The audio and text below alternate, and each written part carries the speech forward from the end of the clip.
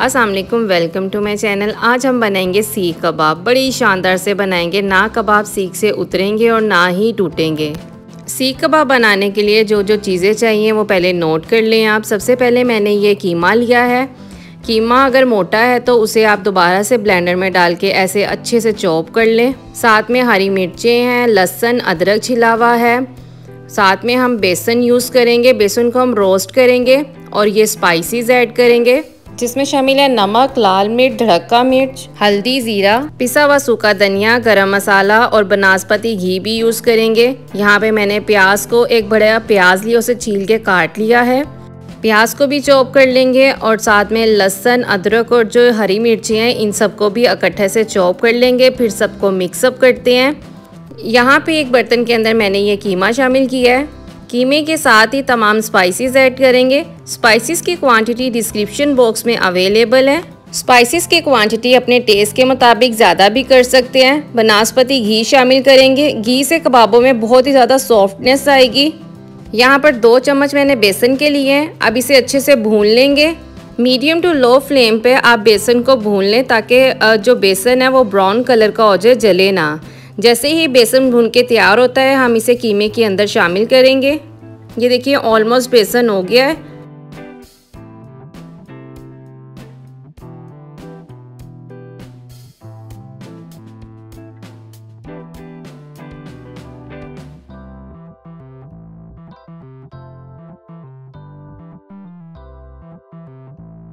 बेसन शामिल करने के बाद ये मैंने लहसुन, अदरक और हरी मिर्च का पेस्ट बनाया है, ये इसके अंदर शामिल करेंगे। अब इसके अंदर प्याज शामिल करेंगे। ये देखें प्याज़ों को भी मैंने अच्छे से चॉप कर लिया है। प्याज को आप मलमल के कपड़े में भी डाल के निचोड़ सकते हैं। यहाँ पे मैं हाथों की मदद से निचोड़ लूँगी और इसे फिर कीमे में शामिल करें ताकि जो पानी है वो कीमे में ना जाए। अगर हम ऐसे ही प्याज शामिल कर देंगे तो कीमा जो है वो पानी पानी हो जाएगा और वो फिर सीख पे चिपकना उसके लिए मुश्किल होगा। ऐसे ही तमाम प्याज को अच्छे से निचोड़ के इसके अंदर शामिल करें। शामिल करने के बाद इसे अच्छे से मिक्सअप करें। अब भी हम इसे ऐसे हाथों से मिक्सअप करेंगे ताकि जो कीमा है उसके रेशे खुलें और तमाम स्पाइसेस कीमे के अंदर अच्छे से अब्जॉर्ब हो जाएं।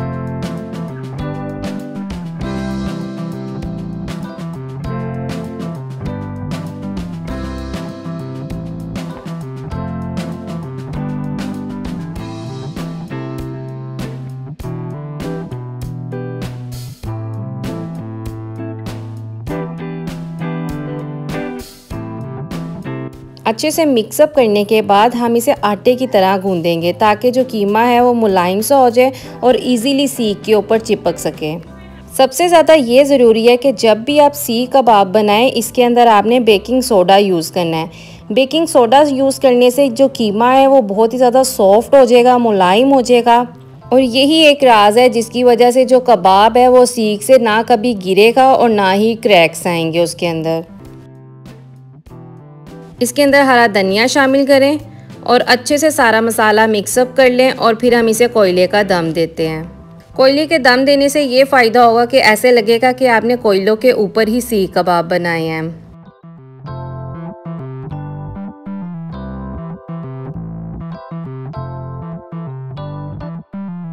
ये देखिए कितना ही शानदार सा कीमा मसला गया है। अब हम इसे कोयले का दम देते हैं।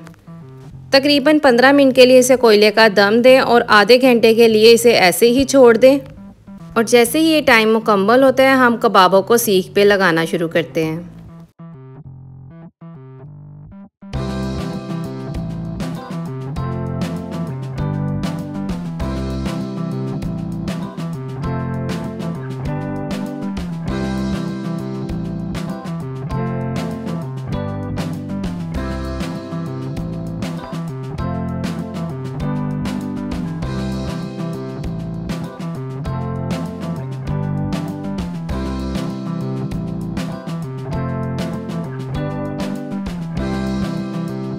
कबाबों को सीख पे लगाने के लिए हम एक बोल के अंदर पानी ले लेंगे।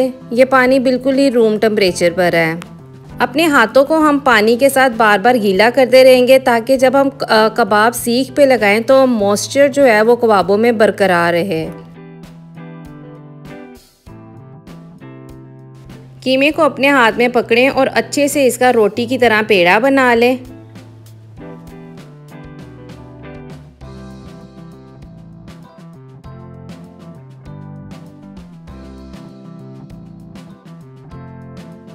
और फिर इजीली इसे सीख पे लगाएं। ये देखिए, जब आपका कबाब ऐसे सीख पे चिपक जाए तो समझिए कि आपके जो सीख कबाब हैं वो इजीली बन जाएंगे। ना इसे सेकते वक्त ये टूटेंगे और ना ही ये गिरेंगे। अब पानी की मदद से अपने हाथ को गीला करते रहें और साथ साथ इसे कबाब की शेप दे दें।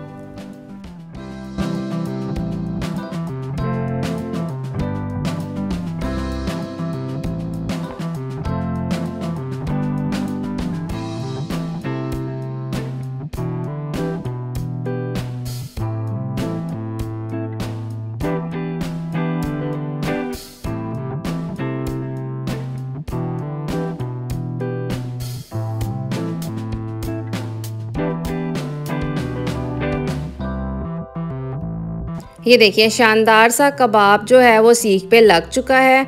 अब हम इसे चूल्हे के ऊपर सेक लेंगे। इसे 5 से 10 मिनट के लिए चूल्हे पे सेकें ताकि जो कबाब है वो इजीली सीख से उतर सके। जैसे ही तमाम कबाब बनके तैयार हो जाएंगे फिर हम उसको पैन के अंदर हल्के से घी के अंदर फ्राई कर लेंगे और बीफ सीख कबाब बनके तैयार हो जाएंगे। रेसिपी को एंड तक ज़रूर देखिए और रेसिपी के स्टेप सारे ही ऐसे फॉलो कीजिए। आप भी जब भी बनाएं ऐसे ही रेसिपी को फॉलो कीजिए और आपके भी ऐसे ही शानदार से सीख कबाब बनके तैयार होंगे।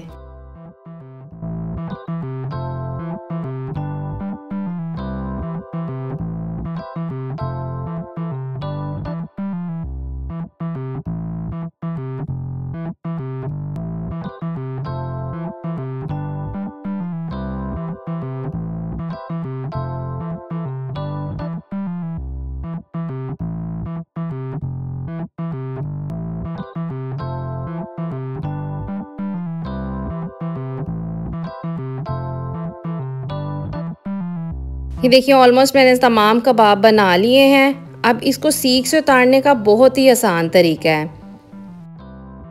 ये देखिए, एक मैंने उतार के भी रखा हुआ है। अब मैं आपको बताती हूँ। ये देखिए, आपने सीख पकड़नी है और कबाब को हल्का सा ग्रिप करना है कि वो टूटे भी ना। आगे करें और थोड़ा सा पीछे करें। ये देखिए, इजीली निकल के बाहर आ जाएगा। इसी तरह तमाम कबाब को सीख से अलग करते हैं और फिर इसे फ्राई करते हैं।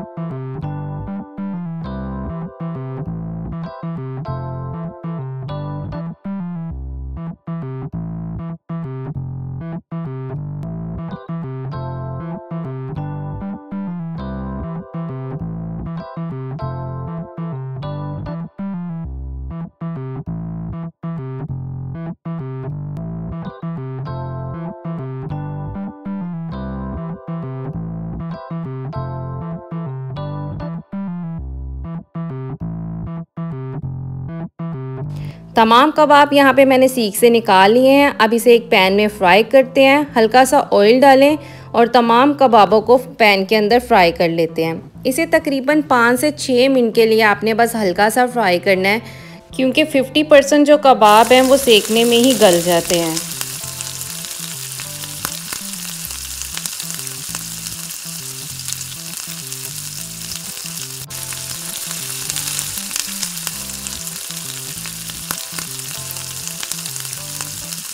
यहाँ पे हम सर्विंग के लिए एक सलाद तैयार कर लेते हैं, जिसमें मैंने कटे हुए प्याज लिए हैं, टमाटर लिए हैं, हरा धनिया शामिल करेंगे,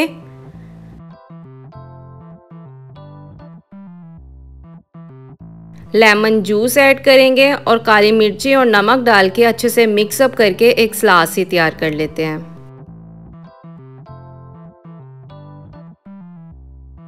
और दूसरी तरफ ये देखिए, हमारे जो कबाब हैं वो ऑलमोस्ट डन हो गए हैं।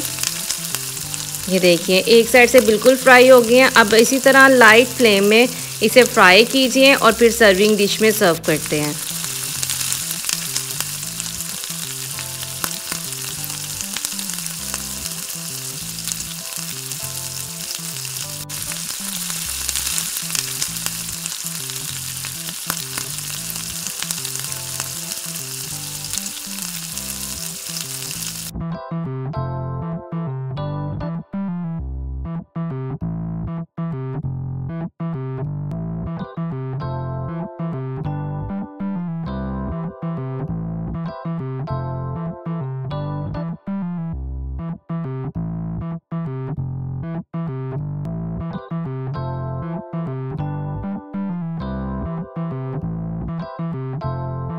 माशाल्लाह से कबाब बहुत ही ज़्यादा जूसी और टेंडर थे। अगर मेरी रेसिपी आपको अच्छी लगी है तो इसे लाइक एंड शेयर ज़रूर कीजिए और न्यू सब्सक्राइबर हैं तो बेल आइकन का बटन दबाना मत भूलिए। मिलते हैं नेक्स्ट न्यू रेसिपी के साथ, तब तक के लिए अल्लाह हाफिज़।